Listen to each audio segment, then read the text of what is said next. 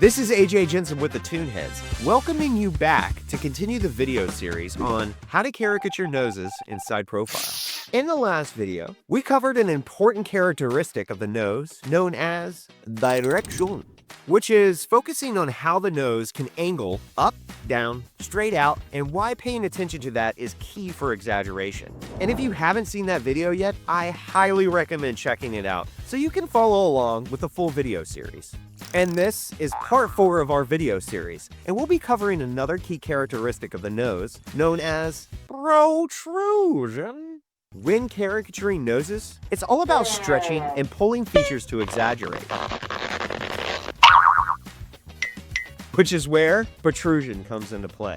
Protrusion is about identifying which parts of the nose extend furthest from the face. While noses naturally protrude, not all sections stick out equally. So let's pop on over to the drawing desk for some examples of protrusion.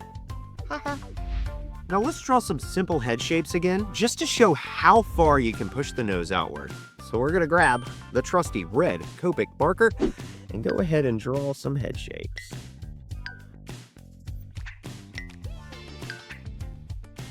Now some noses might just have a little bit of protrusion like this, while other noses might just have some middle ground in there. While others might have a lot of protrusion like this.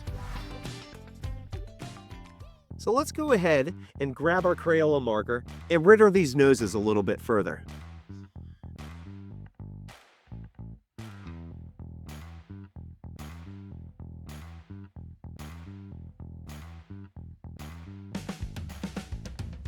And to showcase some more dimension, I'm going to go ahead and do some suggestive lines.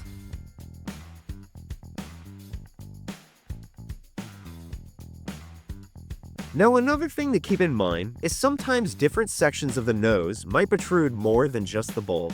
So let's go ahead and draw that simple head shape one more time with our trusty red Copic marker. And we'll go ahead and do a general shape.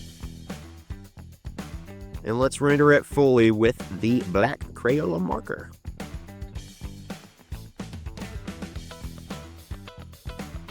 And if you really want to make that protrude more than all the other features, we will go ahead, do another head shape, and do another square shape. Well, that's more of a triangular shape.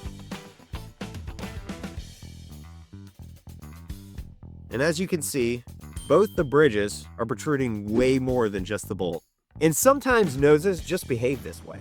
So as you can see, protrusion plays a strong role in exaggeration. Some noses extend just slightly, like this, while others push far out, like that. And sometimes, like these examples, it's only certain sections that protrude more than others. A great way to determine how far to exaggerate the protrusion of the nose is by comparing it to the other facial features inside Profile. Like this example.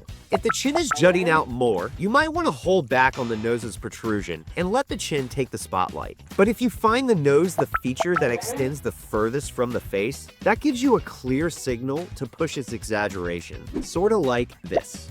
Always focus on what stands out the most to create a stronger, more balanced caricature. Now that we've explored shape, sections, direction, and protrusion, it's time to bring it all together. In the next and final part of this series, we'll apply everything we've learned to a real reference and push that exaggeration while keeping a strong likeness. See you in the next video for part 5!